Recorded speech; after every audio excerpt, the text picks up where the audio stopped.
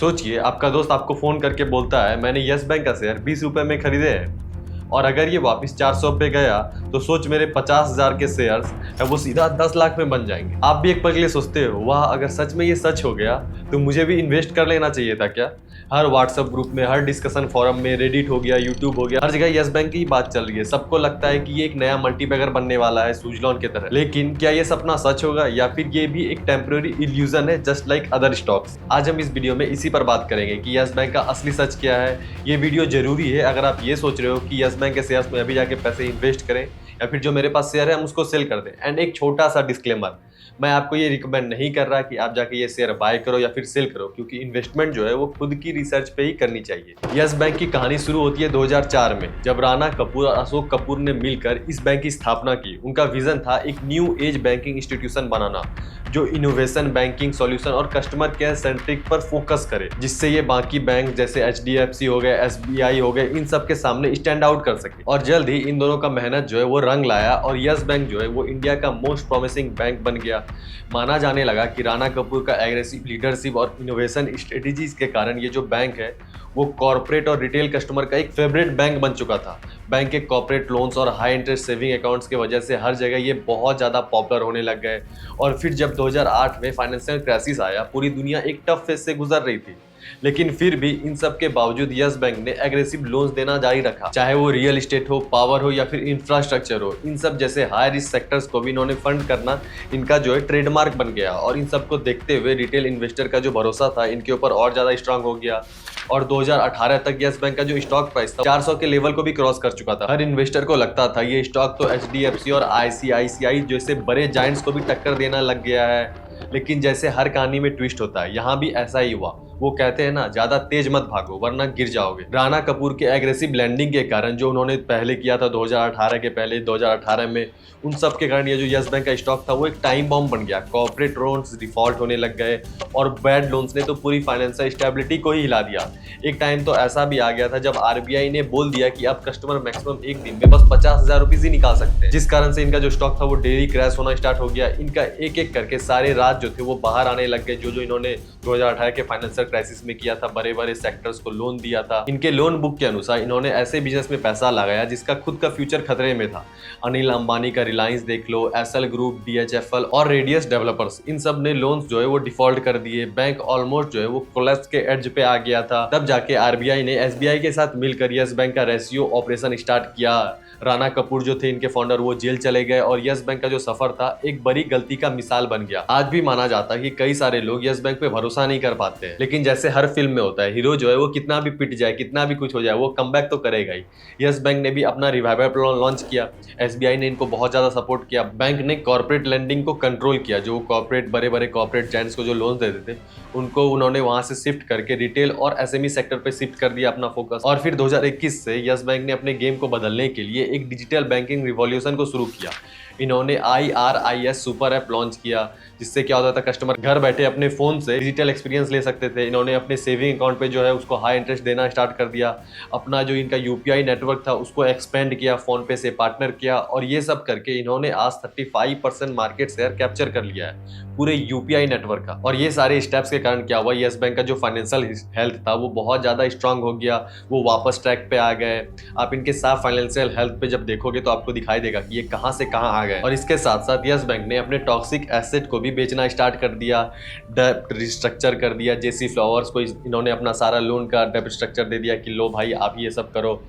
और आज yes bank का जो लोन बुक है वो 2.27 लाख करोड़ का हो गया है। और आज जब मैं ये वीडियो रिकॉर्ड कर रहा हूँ Q4 2024 में यस बैंक ने 124% का प्रॉफिट ग्रोथ दिखाया है। जो बैंक कोलैप्स होने के एड्ज पर था उसने अब एक स्ट्रॉन्ग फाइनेंशियल इंस्टीट्यूशन बनने की राह पकड़ ली है। जैसे एक हीरो मुश्किल सिचुएशन पे क्या करता है, बाउंस बैक करता है, वैसे ही यस बैंक ने अपने रिटेल और SME लोन्स पे फोकस बढ़ाया और जो उनका कॉर्पोरेट लोन्स था उसको लिमिट कर दिया। बैंक ने डिजिटल एक्सपेंशन को भी अपने स्ट्रेटेजी का एक हिस्सा बना दिया। और अब 2024 तक यस बैंक ने जो माइलस्टोन अचीव किया है वो उसके टर्न अराउंड पॉइंट का एक सबूत है। 2021-22 में बैंक का जो रेवेन्यू हुआ था वो 22,423 करोड़ का हुआ था। 2022-23 में रेवेन्यू बढ़कर हो गया 26,826 करोड़। और Q4 2024 तक यस बैंक का जो प्रॉफिट है वो 1285 करोड़ तक पहुंच गया, ऑलमोस्ट डबल प्रीवियस ईयर के कंपैरिजन में। जो एक नई शुरुआत का एक क्लियर इंडिकेशन है। अब इनका टोटल डिपॉजिट 2.66 लाख करोड़ तक पहुंच गया है, जो कि एक 22.5% ग्रोथ दिखाता है पिछले ईयर के कंपेरिजन में। इनका जो लोन बुक है वो 2.27 लाख करोड़ तक एक्सपेंड हो गया है। इनका जो नेट एनपीए है अब वो बस 1.1% पे है, जो कि पिछले साल 2.4% था। अभी तो बहुत ज्यादा बेटर है। एसएमई और मिड कॉर्पोरेट एडवांसेस में भी इन्होंने 25% का ग्रोथ दिखाया है। इनका कासा रेशियो 30.9% पे आ गया है, जो लो कॉस्ट डिपॉजिट ग्रोथ को दिखाता है। बैंक ने 1.7 मिलियन नए कासा अकाउंट्स भी खोले हैं। और बस इतना ही नहीं, इन्होंने यूपीआई सेक्टर में 34.5% का मार्केट कैप्चर कर लिया है। और इनका जो रुपे एनेबल क्रेडिट कार्ड था उसमें इन्होंने यूपीआई पेमेंट्स का भी सुविधा लॉन्च कर दिया है। इन्होंने अपने डिजिटल बैंकिंग ऐप जो है इनका आयरिस, उसमें भी नए फीचर्स को ऐड कर दिया, जो कि बहुत ज्यादा आईबॉल्स ला रहे हैं। जैसे किसी ब्लॉकबस्टर फिल्म का जब ट्रेलर ड्रॉप होता है तो लोग सिर्फ उसके बारे में बात करते हैं। सेम वैसा ही अब यस बैंक के साथ हो रहा है। यस बैंक ने हाल ही में पेरिस ओलंपिक 2024 के लिए इंडियन ओलंपिक एसोसिएशन के साथ मिलकर पार्टनरशिप भी की थी, जिसमें उन्होंने एक स्पेशल कैंपेन चलाया था, मिलकर जीतेंगे। और जिसके कारण से लोगों का जो ट्रस्ट है इनके ऊपर बहुत ज्यादा बढ़ने लगा कि ये हमारे खिलाड़ियों को बहुत ज्यादा सपोर्ट कर रहे हैं। और इन्होंने एथलीट्स के लिए एक एक्सक्लूसिव सेविंग अकाउंट भी लॉन्च किया, यस ग्लोरी। अब इन सबसे होगा क्या, इनका जो मार्केटिंग है वो बहुत ही ज्यादा अच्छा हो रहा है, तो लोगों का जो ट्रस्ट है इनके पास वापस आ जाएगा। अब सवाल ये रहा कि यस बैंक का फ्यूचर क्या है, क्या ये स्टॉक फिर से मल्टीबैगर बनेगा? देखो, पिछले सालों के फाइनेंसियर्स को हम जब देखेंगे तो हमें साफ समझ में आ जाता है कि ये जो स्टॉक है ना, अब वो रुकने वाला तो है नहीं भाई।